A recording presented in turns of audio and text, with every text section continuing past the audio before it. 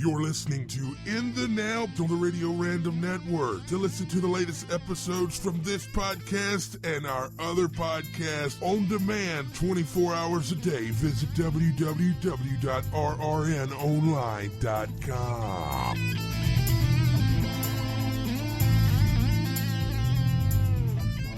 It's January 28th, 2015, and we're back on the Radio Random Network. This is In the Now Podcast. Hey, before we go any further, I want to remind everybody that this is a fan-supported and listener-supported podcast supported by people just like you. A couple of great ways you can support is rate, review, and subscribe on iTunes, share the show via social media, word of mouth, or if you got some loose change and laying around, you can head on over to rrnonline.com and donate monetarily via PayPal. We want to keep the show free, so I got to pay a bill. And when I come back, I'm going to be joined by a very talented actress by the name of Miss Mary Stein. Y'all stay tuned. We'll be right back. Yeehaw! Y'all want a date with an international model? Well, Hillbilly Horror Show is going to make it happen. Oh, That's right. We're having ourselves a contest, and the winner gets an all-expense-paid trip to Hollywood and a date with international swimsuit model and star of Hillbilly Horror Show actress Rachel Faulkner. You are going to make some guy so happy. Head on over to hillbillyhorrorshow.com for details, and be sure to catch Hillbilly Horror Show Volume 2 on DVD February 17th.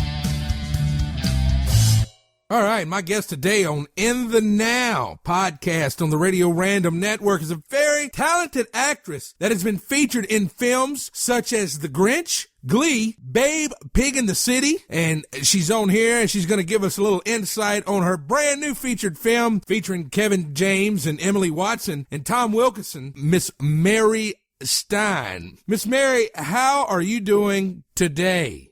I'm really, really good. How are you doing? I'm a little tongue-tied, but other than that, I think everything's going pretty good. It's a good thing Ron doesn't have a more difficult name. Yes, indeed. I would have totally botched it, man. Yeah.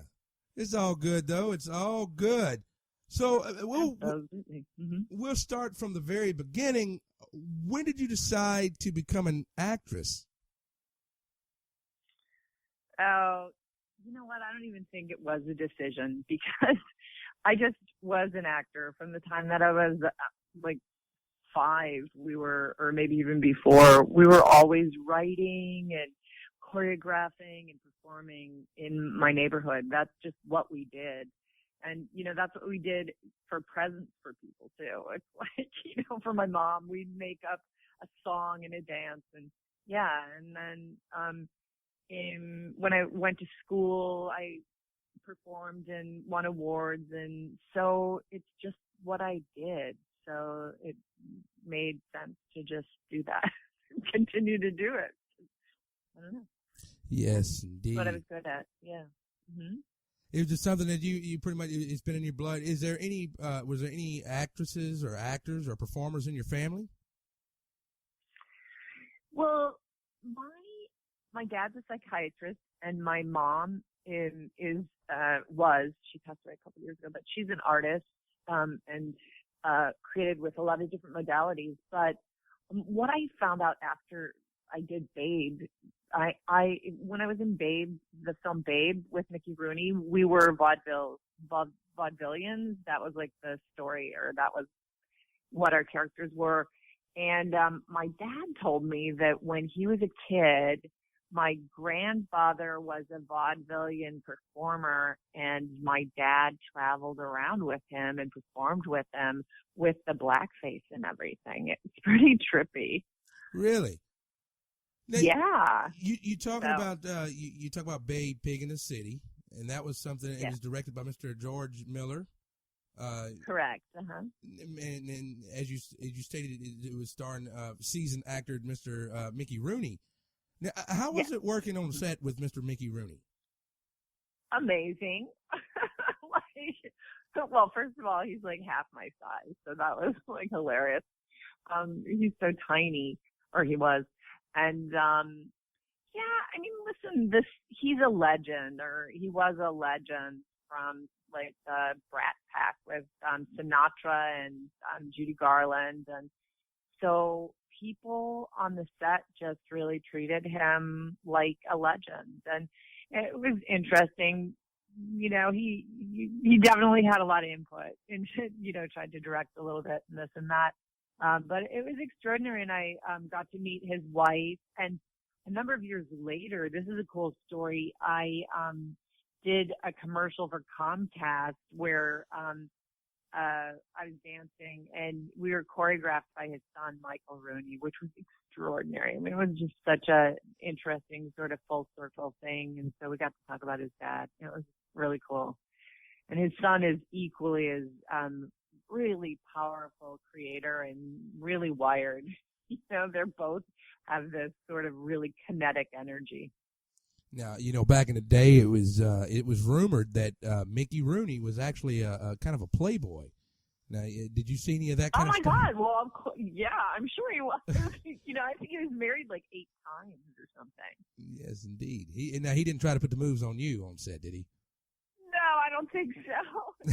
No. Just a joke. Yeah, no, I think he had his day. He was really, at that point, he had been with, you know, he married his last wife. He was with her for a long time, and she's a really sweet lady. She was much younger than him, though, so I get the playboy thing. You know, it's still, you know, I can see where that was still in his blood a little, but yeah, no, he didn't hit on me. Yes, indeed. Now, you've done a lot of things we talked about in the intro, How the Grinch Stole Christmas, Men in Black 2, Babe Pig in the City. You also been featured in a lot of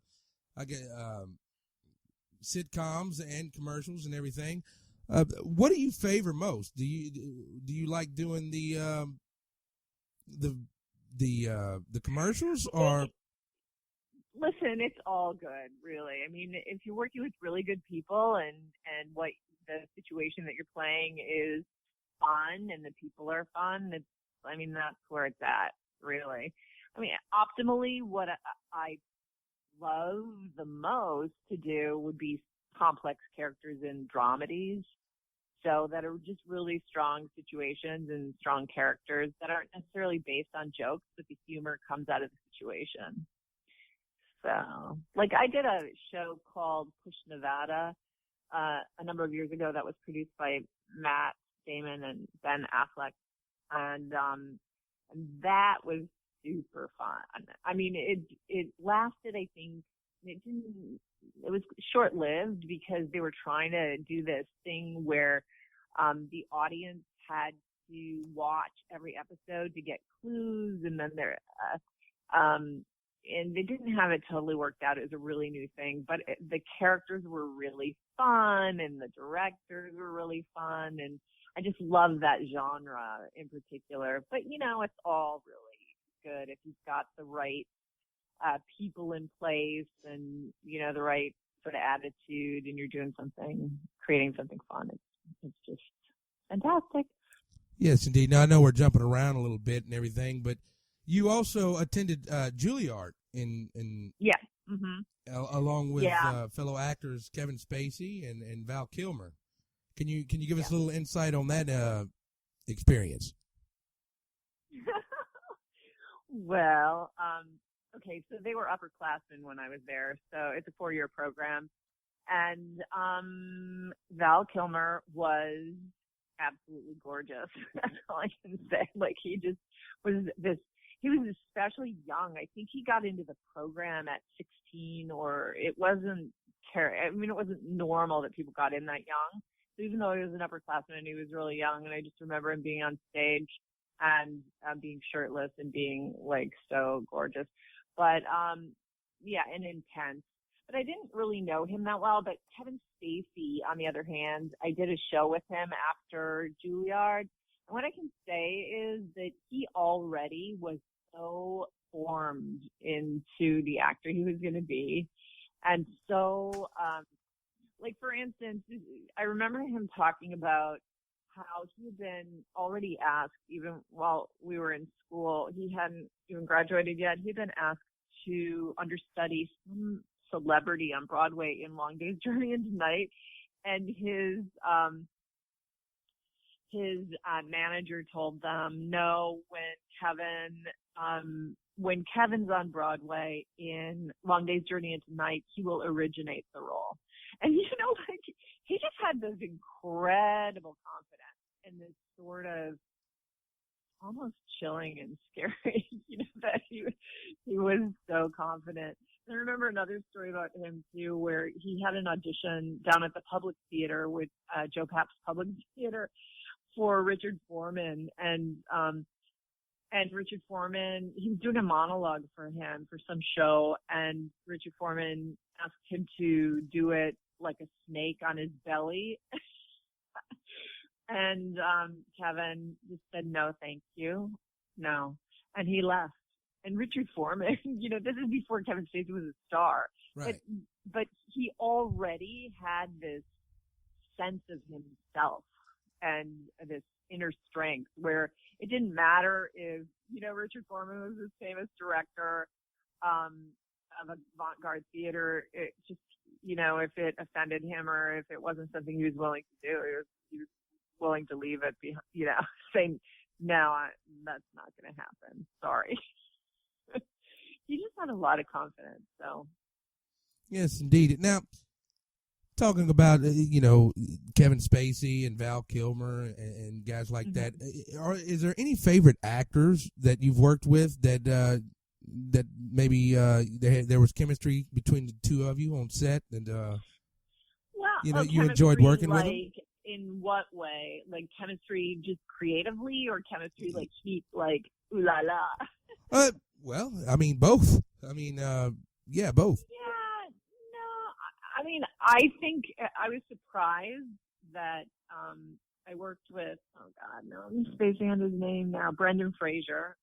I worked with him on something, and he has a huge like a beautiful energy and gorgeous. I mean, he's just a beautiful person. So, he's really attractive. In terms of people that I remember working with that I especially like in TV, I did an episode of Star Trek The Next Generation with Patrick Stewart, and he was just the best.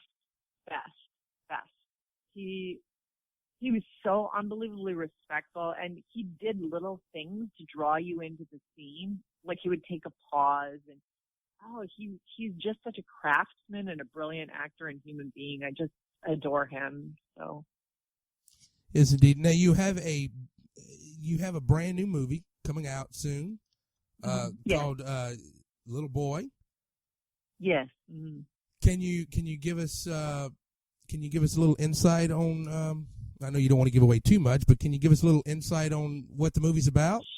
Sure. It's a dramedy, and it has first of all, it has an A-list cast that's completely genius. It's got Emily Watson and Tom Wilkinson and Kevin James and Ted Levine and Michael Rappaport, and I mean, I'm just a stellar cast, and it's a beautiful script. It's a heart-centered dramedy that takes place in World War II in Northern California, and this little boy, his dad goes away to war, and really in the course of the film, he learns to have faith and believe in himself and stand up to the town bullies and is transformed.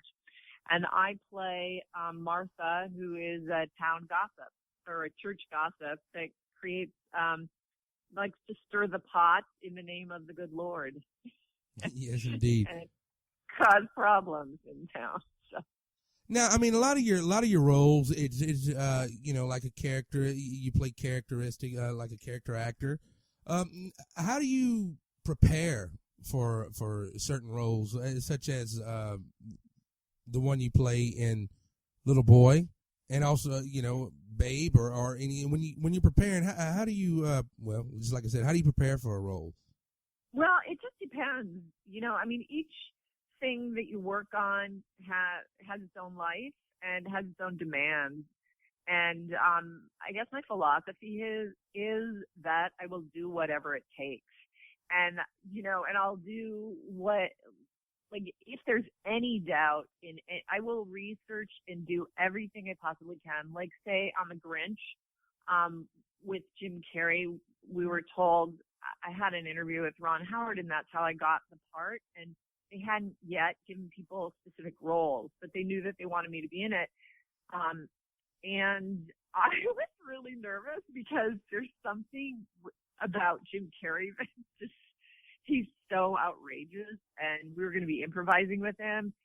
So I was a little nervous about that. So what I did is what I do is just cover all my bases and just get really passionate and really immersed and curious about the process.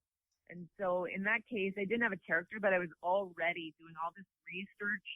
I watched every Grinch thing I could. I took notes. I tried to really understand the world and the ideas of Grinch because we were going to be improvising and creating that world.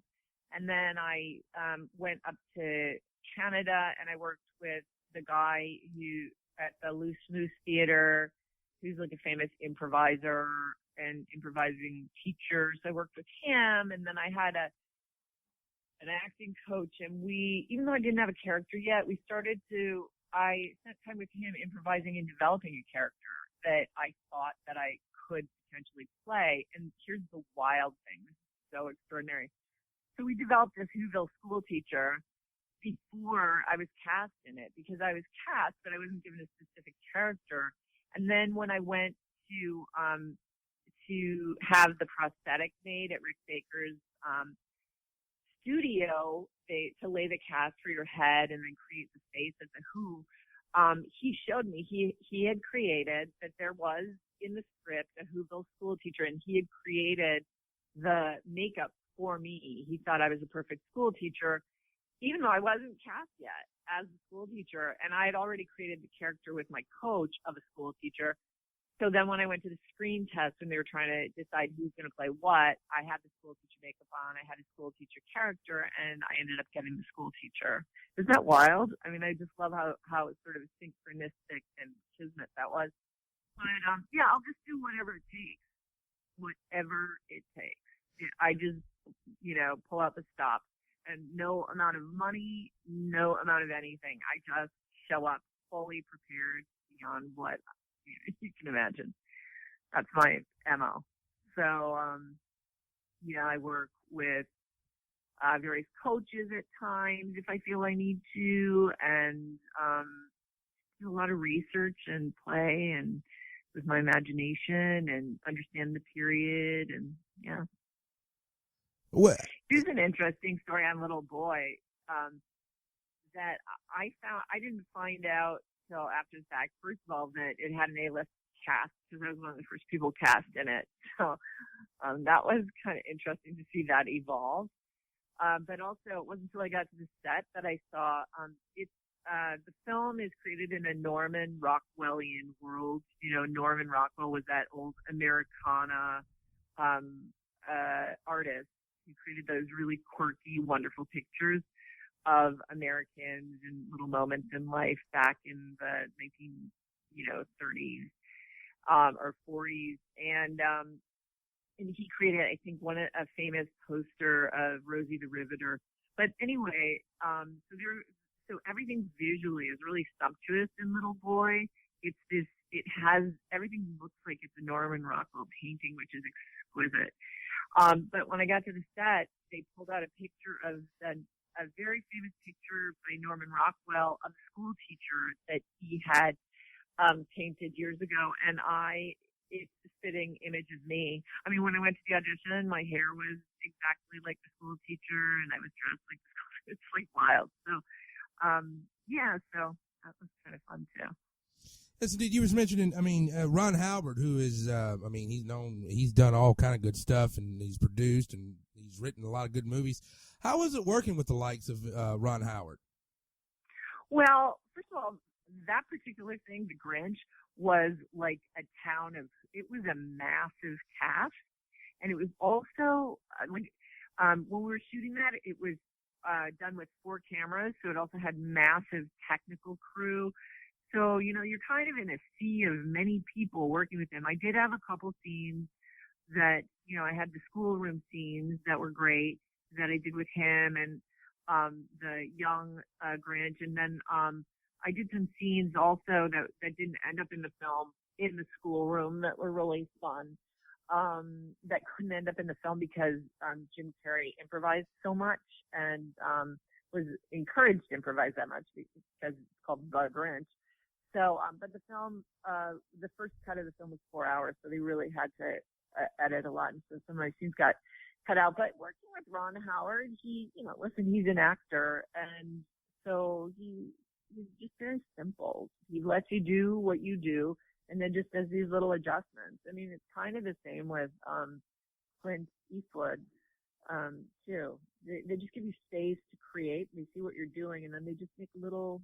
It can even just be a little physical adjustment. They don't tamper that much with what you do. They kind of trust that you that they hired you to create and that you're going to bring it to the set and to the plate. And then they'll just give you a few little ideas here and there, little moments to do some stuff or to move at a certain point.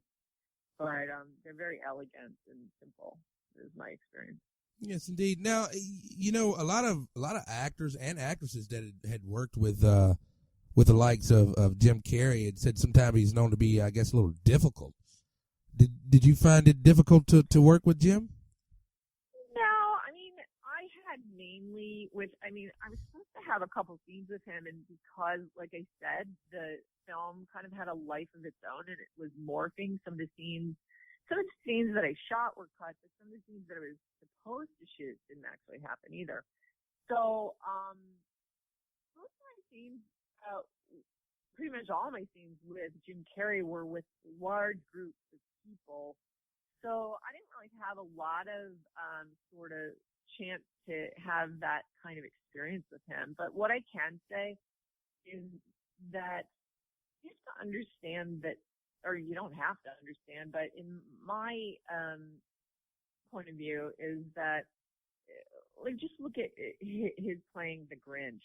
That makeup and costume, they literally hired a Navy SEAL to help him deal with wearing that because it was so torturous to wear that makeup and costume. I mean, I don't know if you can imagine wearing latex, and makeup all and a thing on your head and big feet, and gets really hot and it can get really uncomfortable. I think he had these really thick, big contacts on his eyes to change the color of his eyes.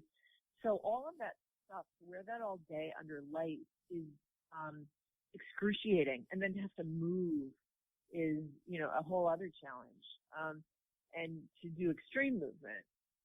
So when people get down on actors and kind of say, oh, they're difficult, this or that, they're kind of leaving out the fact that there's a lot of elements going on top of the pressure of being a lead in something. There's a lot of pressure around needing to deliver.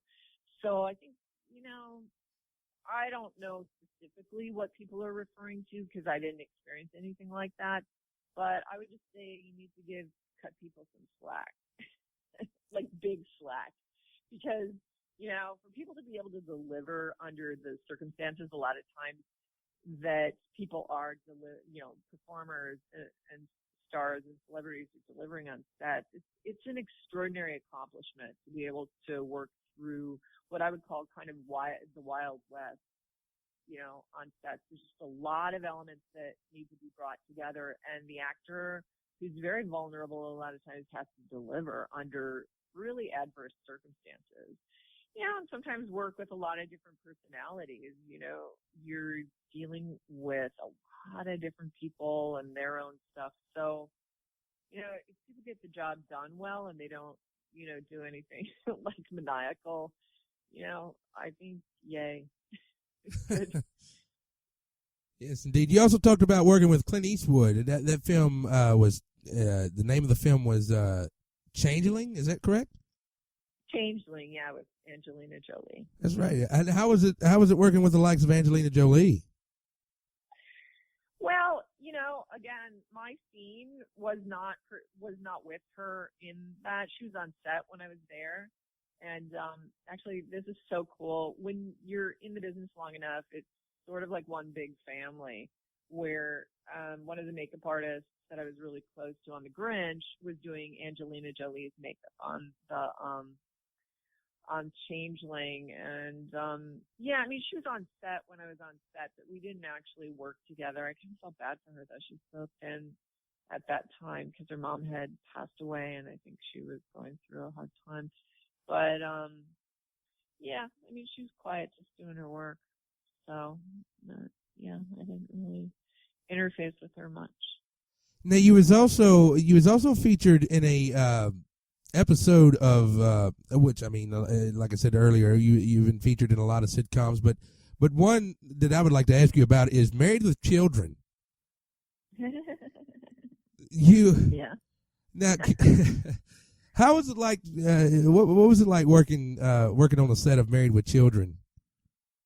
You know, it was actually kind of scary because that was like, you know, I'm such a different person today. I've been doing this so long, but that was like wasn't my first thing. I guess I had done Murphy Brown and then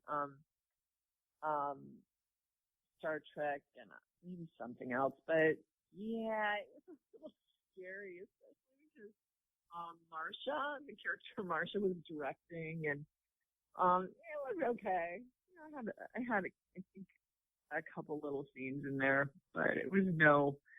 Yeah, I don't remember all that much about it, but just being kind of nervous mainly because Marsha was such a kick, you know, was kicking our butts a little. So, yeah, and to be honest, that particular genre and that particular show, as much as I respect any writers that can create a world like that, and it was a world and those characters were so specific, it's never done before, it hasn't been done since. You know, I respect that. That particular show that doesn't really speak to me, but it's interesting because again, I was kind of a character in that was, you know, one of those neighbors that are kind of annoying, like the Pris, the sort of perfect and competitive sort of Christmas decorating neighbor. So, but yeah, that was in the beginning. That was like a long time ago. Now you was talking about Marsha, that Amanda Beerson, I think her name is. Beerson, something like that. Was she kind of difficult to work with? Well, I wouldn't say she was difficult to work with. She was just a bit of a ball buster. Let's just put it this way. She didn't really coddle us. She scared the crap out of me, basically. Really? But, yeah, but, you know, I only worked with her that once, so who knows. Now, have you experienced a lot of that in your career? Oh, no. You know, people being a lot of what exactly are you saying? Well, I would just say like the ball busting. Oh, no, I would say no. I mean, they're out there for sure. I mean, both in theater and in TV and film and commercials even. There's one director that I worked with a lot commercially. Like, I worked with him all the time. And he had a reputation for really being mean. And his name is Pitka. And but for some reason, because I was warned, I think the first time I worked with him, I was really scared. But I was one of the only people that ended up in the commercial, actually. You know, and he gave me a really hard time. I showed up on the set. His costumer had me in a purple suit when I walked on the set, which was this big field. It was a sort of Woodstock scenario up in some place on a ranch up in the north part of Los Angeles and up there.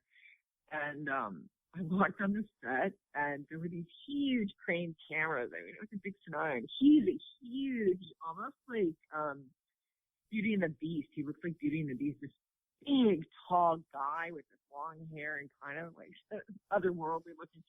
And I had been warned, and I walked on the set in this purple suit that I had been suited in by the costumer, and he screamed at me, "Purple is the kiss of death. Get off the set." But the weird thing is, I had done a previous little scene that he in the same commercial that he had shot, and I was one of the only people that ended up making any money on that. He gave me the hardest time, and he ended up hiring me all the time, like without even auditioning. and I learned to just be really neutral. And he didn't scare me at all. I mean, as a matter of fact, I really appreciated all the work. I mean, a lot of money from working with this guy, but he would chew on other people. But you just learn to, I just would go prepared for it, and I would just, if he gave me a hard time, I would just stay really neutral and say, okay, so what do you want? You can kind of diffuse it if if you understand the situation. But, there's not a lot of that, I think, anymore. A few people, I heard Michael Bay, a few people that have reputations for that. It's part of their MO. I think it's part of how they think that they get extraordinary performances out of people, because it shakes them up and maybe creates, a sense of immediacy or something. Some people, I think, just are that way because they're under a lot of pressure. I don't know. But in general, it's pretty rare. I haven't experienced a lot of that. Now, I mean, in the movie industry, or every once in a while, I mean, it seems like sometimes there's a negative vibe every once in a while, especially with the media and everything. What's your magical formula for staying positive? Oh, you know what? That's a huge thing. It's not even about that stuff. I mean, it's really just about if you let stuff get to you, then it kind of builds up, and then you start to become buried, and it's like your joy and your creativity and who you are, it just kind of isn't. You're just not as present. So, I mean, to me, I'm a meditator and a yogi, and I do various forms of energy work, and I get outside, and a lot of my friends have nothing to do with the business. So, I try to just clear out all the time, just literally clear out anything that's happened, and just start from what I would call beginner's mind, and from this moment forward. And, it's an effort. But it's a process that I'm committed to. It's a daily sort of process of meditation and letting go and being clear about what your purpose is and what you want to create, in a primary sense, what you want to contribute, and not giving power to any of that other stuff. Just not caring what other people think.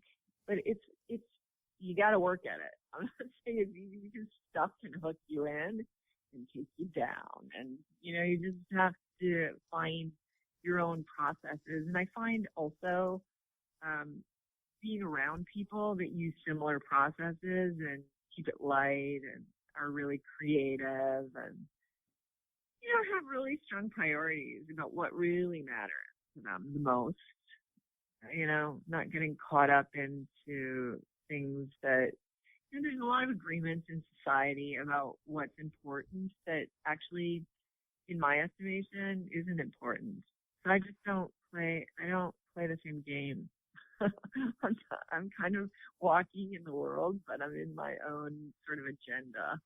And it kind of, and I want to be a contribution in a way that matters. And it may not matter on a sort of global level, but in moment to moment, I want to contribute to people's lives. Right. Now, you've been in many, many films and everything. Now, what work are you most proud of? Well, it's so interesting. Two things. A couple years ago, I had done a little bit of work with Cirque du Soleil, and out of that I met this dancer, and we created this dance theater film piece, and very few people have seen it. It's actually on YouTube, but it's private. I don't like what a lot of people do.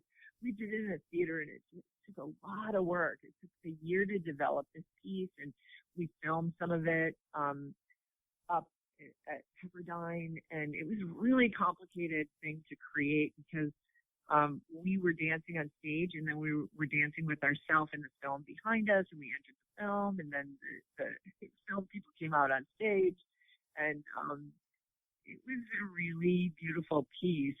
I haven't decided what to do with it, but what was so great about that is there was nothing stopping us from doing whatever we wanted because we created it ourselves on our own budget. And that was a pretty extraordinary ride. And I learned a lot that has become really helpful. I teach acting also and coach actors. And, it's just been fantastic for my creative process it's just changed me as an actor, a creator, and artist, doing that. And then I've been developing my chops as a screenwriter. And so I'm working on a political satire that's super fun and super funny. And that, really takes kind of goes into some territory that's not PC. And so I'm really looking forward to getting that out there. And there's a role for me in it. So, we'll see if I end up playing it, that role, because depending on what happens with it when it sells, who knows? Because sometimes when people want to fund things, they have an idea that certain people need to be in it. And I've already been told by somebody that they see certain people in it. But whatever. But that's really, really fun to be able to, for me, to be able to say things that people aren't saying and that I can't really say around Hollywood, but to do it in the context of humor and a screenplay, it's so liberating. It's really fun. So, yeah. Right. Now, what has been your most challenging role? Yeah, it's so interesting because I really think, when I did Babe, it's interesting. I got together with Jamie Cromwell, who played the farmer in that. He was sort of a mentor to me. And he said to me at the time, this was after I had shot it, we had lunch and up here in LA, and he said to me, that will probably be the hardest thing you will ever do, because we worked with animals and there was just a lot of hurry up and wait. And, that shoot, for those little scenes that I did, I was down there off and on for 9 months. And so, however, then I booked The Grinch, and I actually found of all the things that I did, The Grinch was the hardest thing I've ever had to do, because to wear the prosthetic and all that padding and the weird shoes and the contact lenses, and then to act and to, it takes a lot of energy to wear that stuff, and it's very uncomfortable. And then to have the freedom to act and be in the moment, and, you're a lot of times dealing with set pieces that are kind of quirky and weird, and your padding bumps into, it's just extraordinary. And then that particular thing, my makeup took 4 hours and 15 minutes to put on in the morning. So we had to get there at 4 a.m. and work to the set by, say, 8:30 a.m. And then after shooting all day, it took an hour and 15 minutes to take the makeup off. And that was like day after day. It was interesting because at that time, Rick Baker really was sort of charmed by my long neck and my look, and he wanted to create more makeups for me. And I was like, he's such a dear too. He's like such a genius creator, and also just such a truly brilliant, gentle, kind, lovely human being.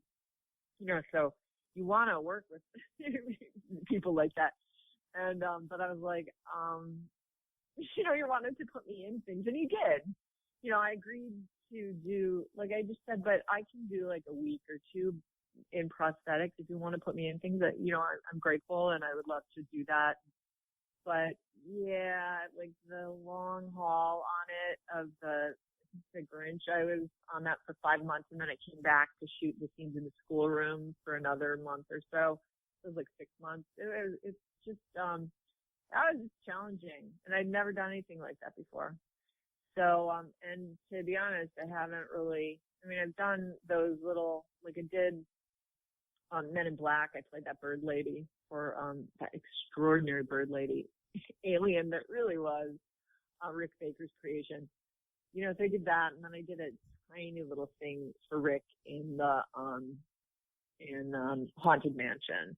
I played some ghost, old lady ghost. But, I think he also, when you're creating those makeup and you're in those big shows, they need people that not just, that can really transform physically and know how to create sort of different characters that honor the makeup, that work with the makeup. So, so I did that a little.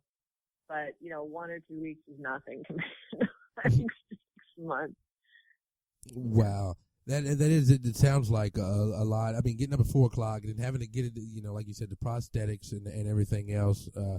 People on stuff like Planet of the Apes, it's the same thing. Or like some of these people, like Michael, I had heard Michael Dorn on Star Trek. Luckily when I was on Star Trek The Next Generation, I had my own face. I just had to wear a corset. That was the only sort of thing that was a bit obstructive, but he was a series regular. So he was on there for years wearing that makeup. By the end of that, man, he was ready to oh my God. Yeah. Yes, indeed. Now, before I let you go and let you get on with your busy day, I just want to, is there anything you would like to say to any inspiring actresses or actors or anybody that maybe want to follow in your footsteps? Is there any advice you'd like to give? Oh, wow. Okay, advice. Okay, well, I teach this thing. I learned from this guy years ago. He was a genius named Robert Fritz. He wrote this book called The Path of Least Resistance. And I guess I would say that you can reach a sort of place within yourself where a lot is possible more than you imagine by holding a really strong, clear vision of what you want on a daily basis and staying present with what is current reality. So, not living in sort of fantasy, being real and working from exactly where you are in your life.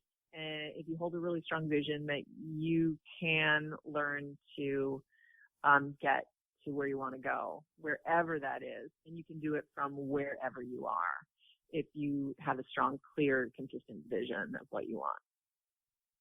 Yes, indeed. Is that helpful? Yeah, that's great. Couldn't have said it any better.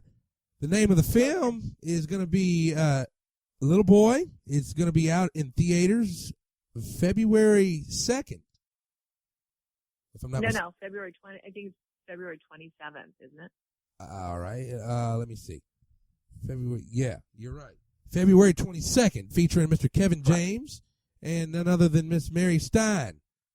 And to find out more information on Miss Mary, you can go to marystein.org.